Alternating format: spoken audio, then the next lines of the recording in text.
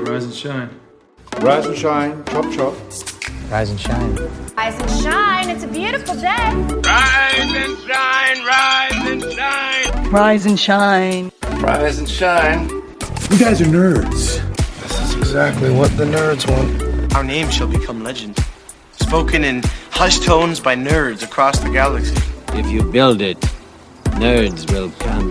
Nerds must love this place. They think we're a bunch of nerds, and I'll tell you something, I think they're right. Let the nerds take over. Let the nerds take over!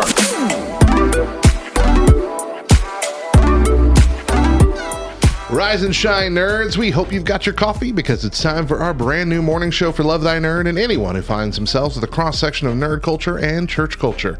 I'm Radio Matt. I'm the Director of Content and Resources at Love Thy Nerd. And I'm Deidra, last daughter of Krypton. Oy, it's a new week. We are on our third week of the show. How are you feeling? Yeah, feeling good. Feeling good. I think last week we both got much less nervous. I did too good last week. Now I gotta, You gotta keep it up. Gotta keep it up, man. See, I am feeling... Last week I was full of energy. This week I am so tired. And I really think it's because 2 nights ago we went swimming. And swimming takes it out of me. And I'm so old now that I'm still feeling the effects. 2 days later. I slept for over 8 hours last night. And I'm still exhausted. Yeah. That almost never happens. And I'm still exhausted. Yeah. I don't understand. I don't like getting older. 8 hours as a parent is pretty good sleep right there. It's so rare. Yeah, it's so rare I get more than 6. It's usually 5. Go to bed at about 1 o'clock and get up at 6. That's what it feels like. Especially on the weekends. Later in the show, we've got an extended interview with Love Thy Nerd's IRL events lead Luke Filipiak. Today, learning about how he became the man that he is. But first, it's time for our weird news roundup. Here are a few stories that you might not have heard yet. Oh, babe. What? So there's what do you got for me this morning? This is just, it's a sad story. It's a sad headline to read. Harvard professor who studies dishonesty is accused of falsifying data.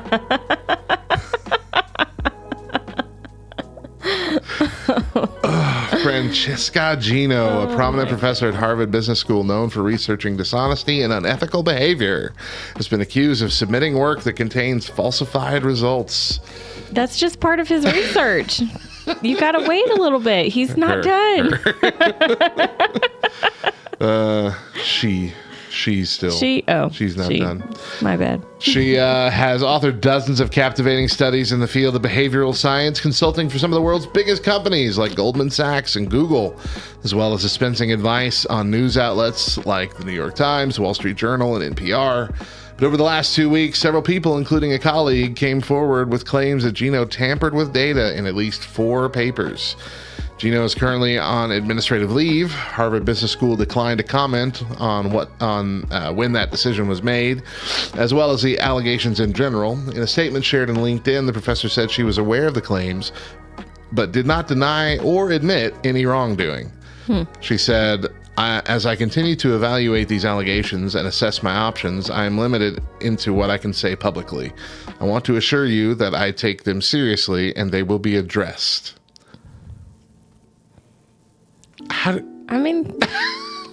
Unless you're coming to say, hey, I didn't do that and here's proof, what are you addressing? She's acknowledging to everybody that of the situation. Now, the scandal was first reported by the Chronicle of Higher Education earlier this month, last month. According to the news outlet, over the past year, Harvard had been investigating a series of papers involving Gino. The university found that a 2012 paper, it appeared someone had added and altered figures in its database. The study itself looked at whether honesty in tax and insurance paperwork differed between participants who were asked to sign truthfulness declarations at the top of the page versus at the bottom of the page. The proceedings of the National Academy of Sciences, which had published the research, has now retracted it. Shortly after the story, Data Colada, a group of 3 investigators, came forward with similar accusations. After examining a number of Gino's works, the team said they found evidence of fraud spanning over a decade, most recently in 2020. Wow. I mean, there's just some things you can't do. You can't be a researcher on honesty and fake your papers. Trishan says, sounds like she'd make a good politician. It's never been more true. All right, next story. So, Elon Musk and Mark Zuckerberg have been going back and forth online about the possibility of an MMA-style cage match between the two gazillionaire tech gurus. They're gonna hurt themselves.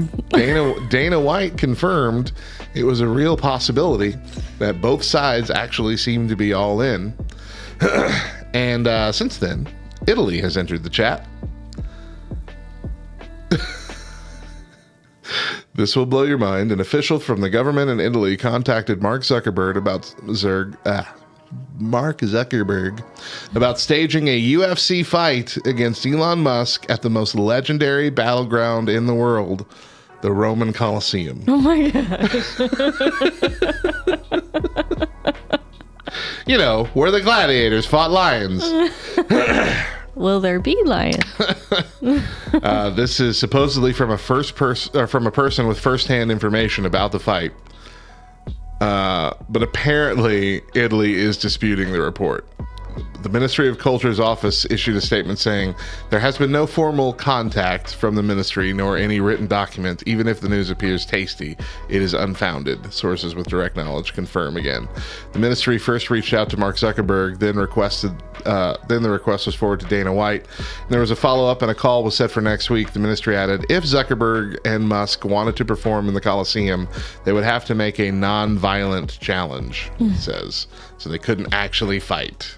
We don't do that anymore in our Colosseum, Americans. That is not allowed. Don't besmirch the good name of the Roman Colosseum. Our sources are scoffing at this, saying the ministry reached out because of the fight challenge. That's why Elon coyly mentioned the Colosseum in a tweet last night. So nothing official yet. Wow. Wow. Like, would it really be like an all-out put up your dukes kind of fight? Look, this has been happening or a lot, are they just actually. like, you know, it's just a big I'm not sure they're friendly. Marketing thing. I'm not sure they're friendly enough to want to do a collab like that. That's not an actual fight. But I mean, there has been a lot of that going on. There's a whole series, I don't remember where now, but there's a whole series where YouTube celebrities and it's not like all the young people, you know, it's like older YouTube celebrities are boxing each other, you know, for some reason. And people really want to see that. So, yeah, Zuckerberg versus Musk would be really weird. Wow. Zuckerberg's younger, but he's also like a wiry guy. Really, really, really thin. We need to get some muscles going.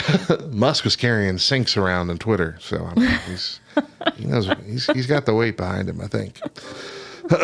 Oh man. All right, well, we're gonna stop it right there and take our first break. But when we come back, we've got today's nerdy news story.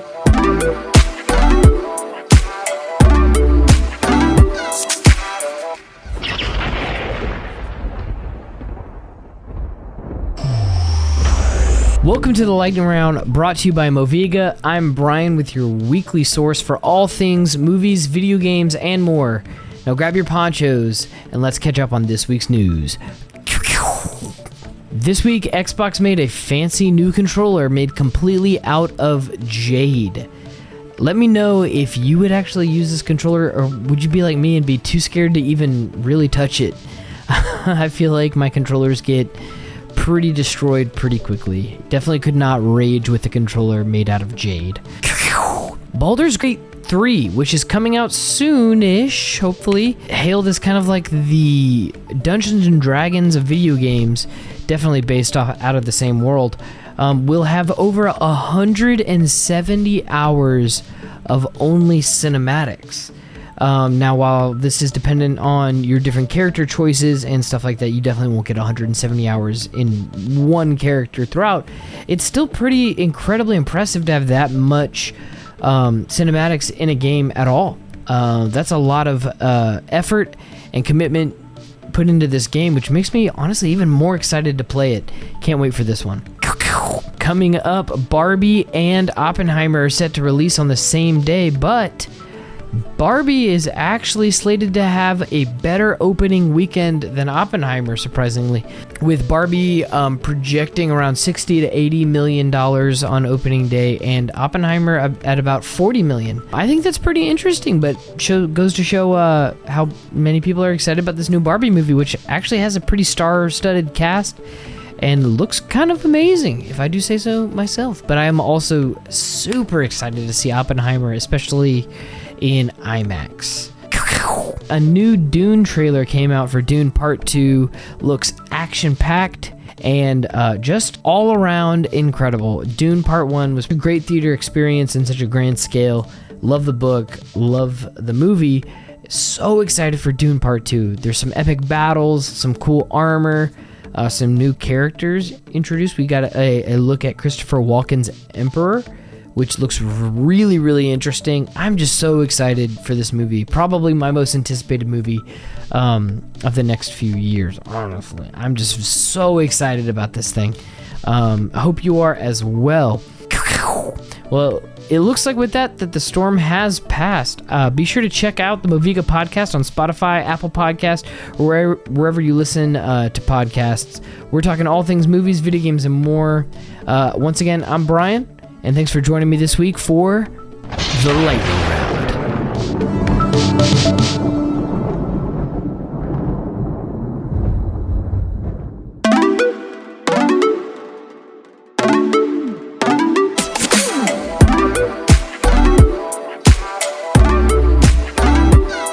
Welcome back to Rise and Shine Nerds, LTN's brand new morning show, and there are 4 ways that you can experience our show. If you prefer to see our smiling faces each morning, you can join the YouTube premiere of each episode at 10 a.m. Eastern Time.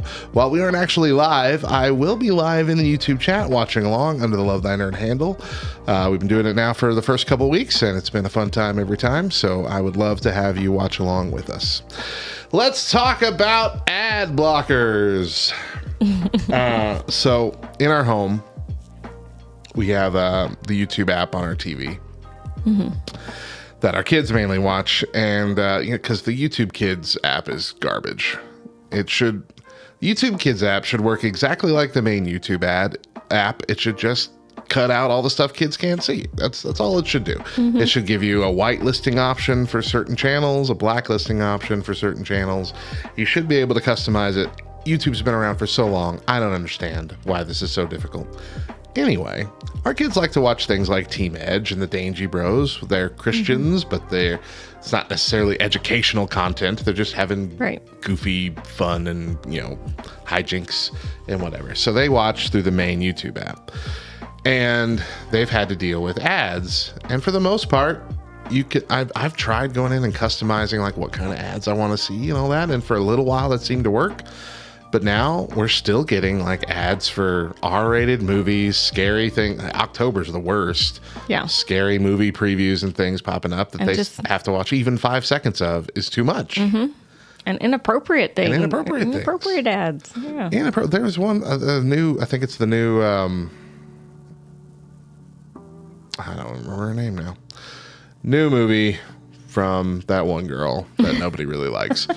But in the first 5 seconds, it's like there's a quick shot of like 5 female butts bouncing up in the air. I'm like, what the heck? Save it for 5 seconds after.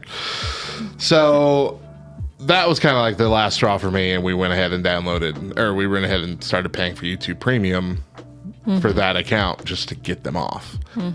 I have my own account where I watch a whole bunch of stuff that I don't want like popping up for the boys in the recommendations or anything like that.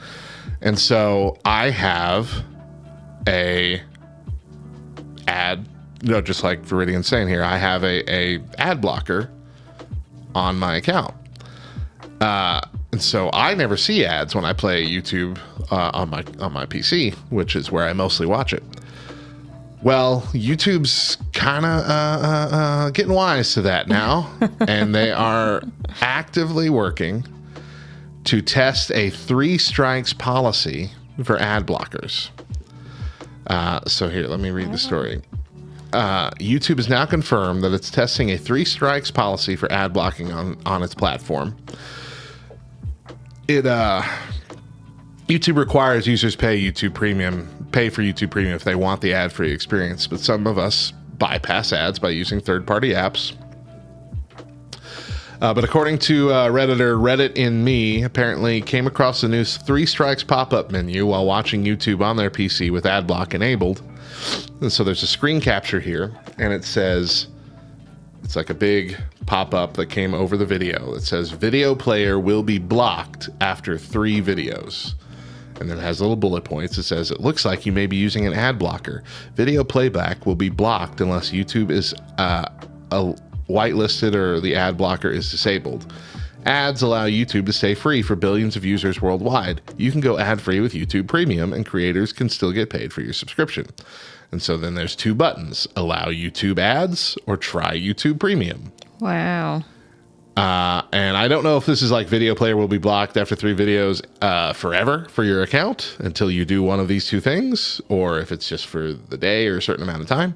Right. But either way, most people who are, watching YouTube, they're not just watching one video. They usually have a playlist, a watch list, doing a lot of things. So, yeah. So Tristan and Viridian talking in our chat about the YouTube browser. They both use that too. It's very likely that here in the coming weeks, that is going to roll out to all accounts. And so we might be facing a little bit of a battle. So let's see here. For what it's worth, the people that wrote this article, which was Android Authority, have not yet seen that ad blocker on theirs, but YouTube has officially confirmed that they are actively doing this, and so it likely hasn't rolled out to everyone yet. I've tested it since reading the article earlier this week or last week. I've tested it a few times. I still haven't seen that pop up, but might just have to all switch to the family premium plan if we have to.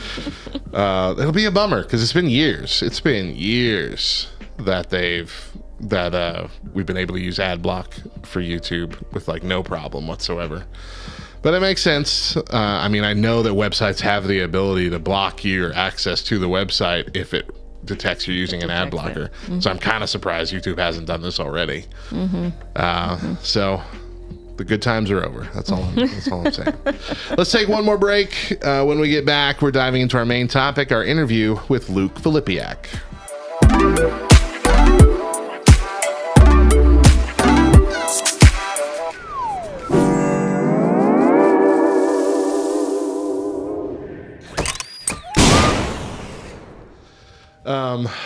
All right, you ready? I'm good. All right, here we go. Welcome back to Rise and Shine Nerds, LTN's brand new morning show.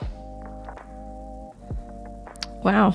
Sorry. Good. You remember when you said that? Remember when we were starting and you said, I'm good? I thought you were going longer there. Sorry. Let's restart. Thought I had time to zone out.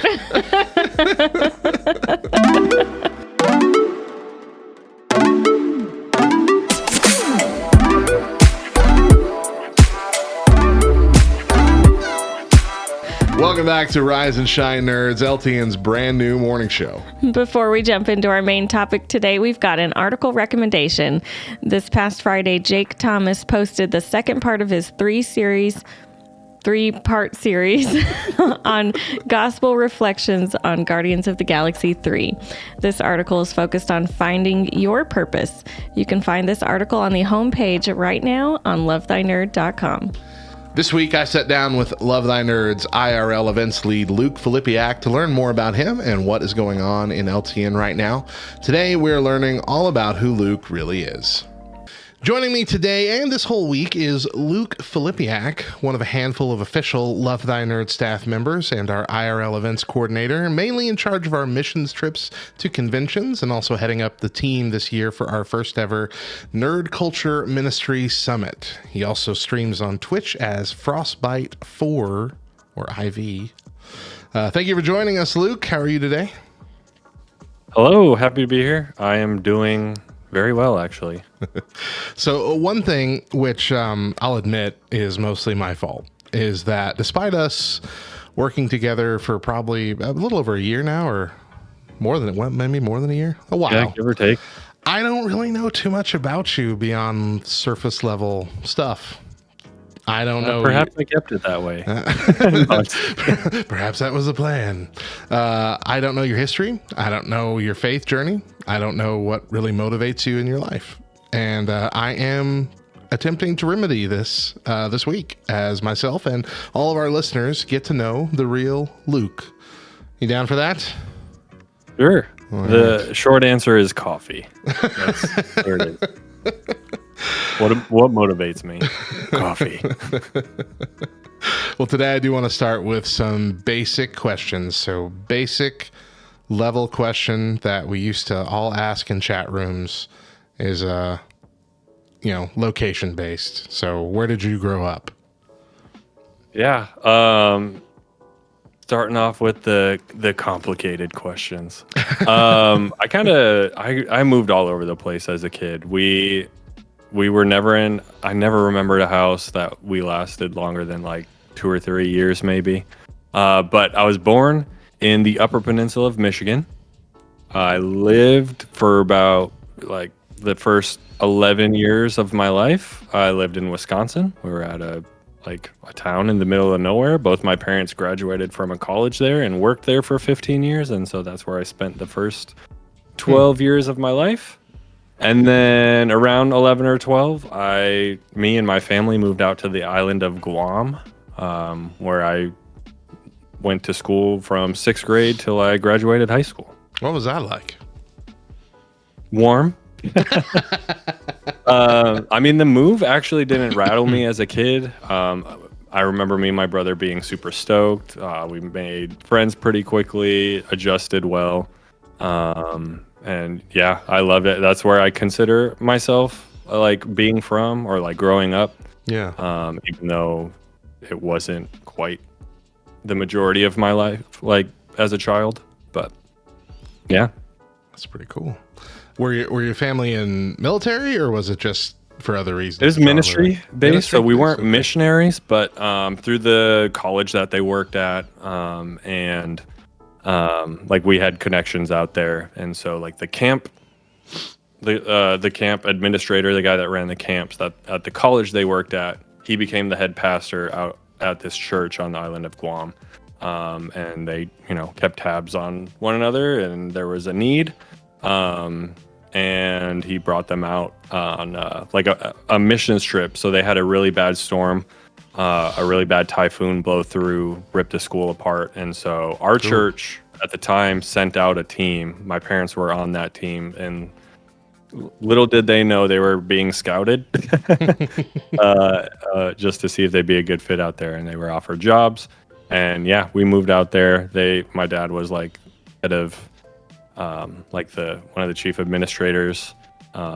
Headed up a project where we built like a multi-purpose building out there, gym, classrooms, computer lab, multi-purpose rooms, stage for all the fine arts stuff. And so, and then my mom worked in the office, which is where I spend a lot of time drinking their coffee. I'm telling you, it all comes back to coffee. It all comes back to coffee. I just texted my wife because I don't quite remember because we haven't talked about it in over a decade, but I'm pretty sure she lived in Guam for a year. Oh, dang. It was either a year or two. It was either she lived there or just her dad went TDY there, but I don't quite remember. Okay. So I'm gonna military related or military related, yeah. Okay. So we're gonna circle back to that once I find out once she texts me back. So there's a joke on Guam where it's just like if you're white, people ask you, "Oh, do you go to this church or are you military?" Those are like the two options.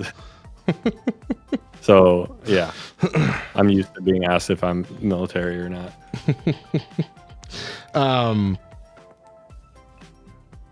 What I mean, besides the specific stuff that you just laid out there, what was your childhood like growing up? Like, what were you into as a kid? Yeah, I remember like being super young and watching the original Star Wars trilogy with my dad, and like vividly, I remember like scenes from it with my dad watching, eating Doritos on our couch from the 90s and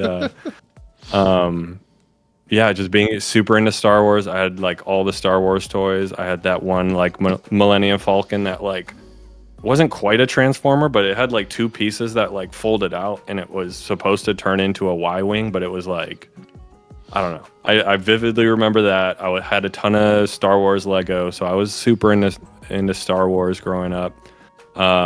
And then, I don't know, like middle school, early high school is when I got a GameCube. And so that's when I kind of really got into Nintendo, playing Zelda and all sorts of stuff. I had a Game Boy pretty early on too. So I played a lot of that stuff. I played a lot of the like games, like spin-offs of like current movies. And so like, I mean, you remember Aladdin and like Lion King, stuff like that. Yeah. But then moving on into like Scooby-Doo and like all this stuff. Like, so none of the like AAA games that were coming out at the time, I was just playing that all Lion these King like, game, man. Like terrible like spin-offs from movies and stuff where the levels are super hard. Yeah, the Lion King game was real difficult. Aladdin was too, as I recall. Yeah. Those ones specifically were very early on. They got, I don't want to say they got better because they didn't. Yeah, not the ones that are based on movies too much. But then, yeah, like into high school, me and my buddies were super into RuneScape. And so played a lot of RuneScape.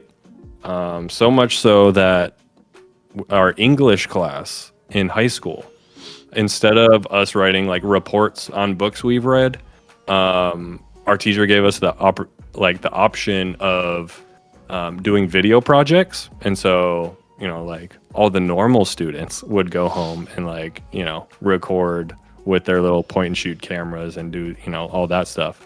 Me and my buddies would go home. I'm not kidding. We probably put like over 100 hours into this project because we recorded the whole thing in RuneScape, like acted it out, like screen capped it, acted it out.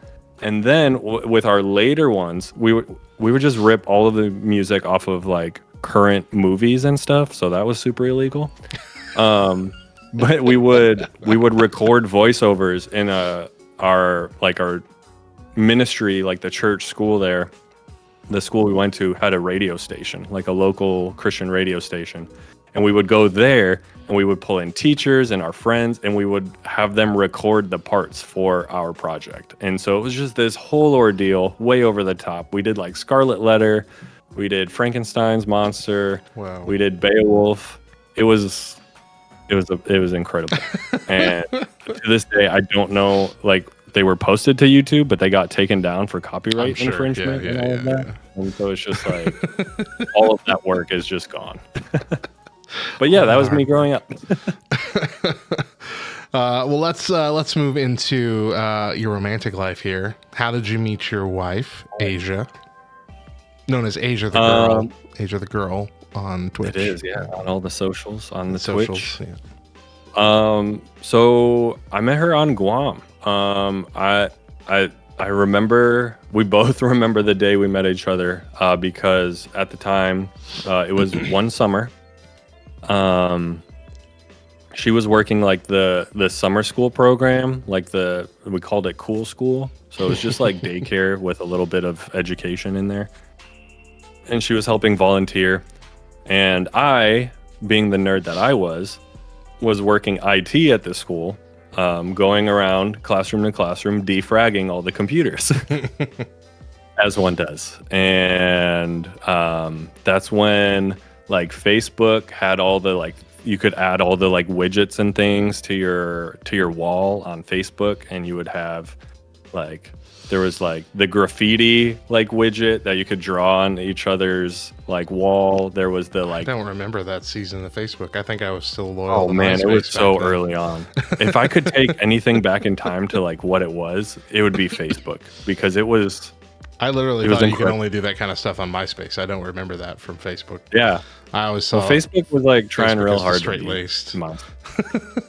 Zanga, all that stuff. Zanga blogs. But so we met there, and so I brought up Facebook because you could have all this stuff on your wall, and like her and her friends were in there in this classroom working. I like drew something on their like Facebook walls for them, like some, I don't know, like terrible beach scene. And then like I remember drawing one for her, and then like we just got talking, hit it off, and I mean the rest is history. But yeah, ever since high school, we've been high school sweethearts. So what's married life like? How long y'all been married? 7 years, just a couple of months ago. Yep. What makes your marriage unique in your opinion? I mean,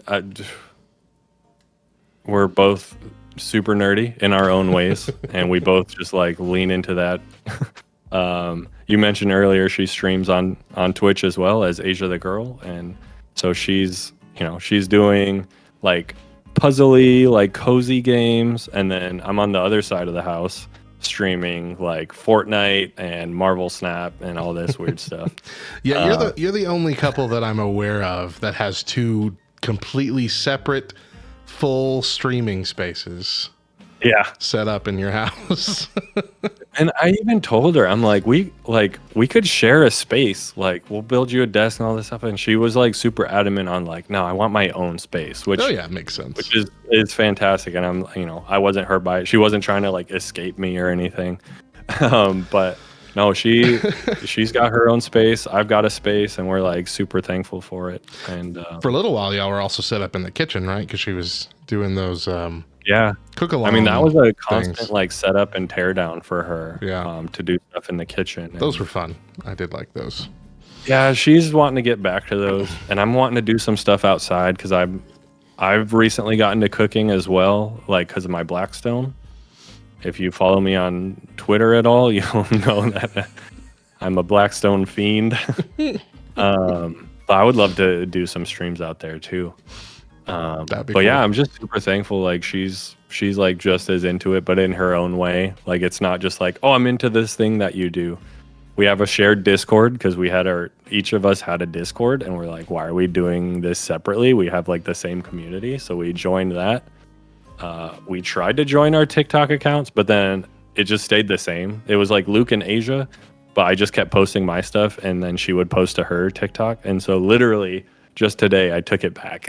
I changed it back to my name, and I like released a video of just like, let's do this one more time. And it kind of did like a whole intro to myself again. So. All right. Yeah, we're constantly learning and growing alongside each other, and it's been a huge blessing for sure. That's awesome, brother. And congrats on the 7 years, man. 7 years ain't no joke. No, I can't believe it's been that long, honestly. All right, so switching gears from marriage here, what is something about you that most people don't know? Dude, Or are you an open book? I missed this question when I was reading these earlier. This is a good one. And all I can think of is the latest Secret Wars episode, which no spoilers, but there's like a question that is asked that is that same thing. So, Secret Invasion. Yeah, is that what you're talking about? Oh yeah. What did I call it? You said Secret Wars.